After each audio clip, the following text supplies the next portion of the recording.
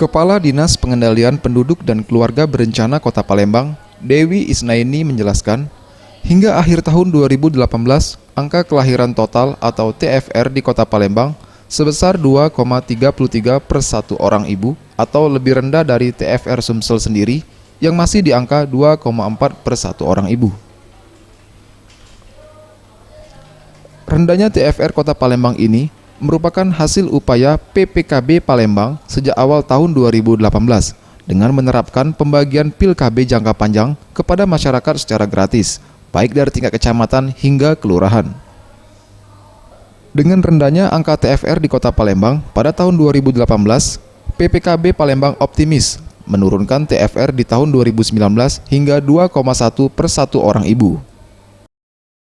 Kita menargetkan TFR di Kota Palembang saat ini kan sudah 2,4. Jadi TFR Kota Palembang 2,33, sedangkan Provinsi Sumatera Selatan masih 2,4. Jadi alhamdulillah TFR Kota Palembang itu masih di angka bawah angka provinsi dan masih juga di bawah angka nasional.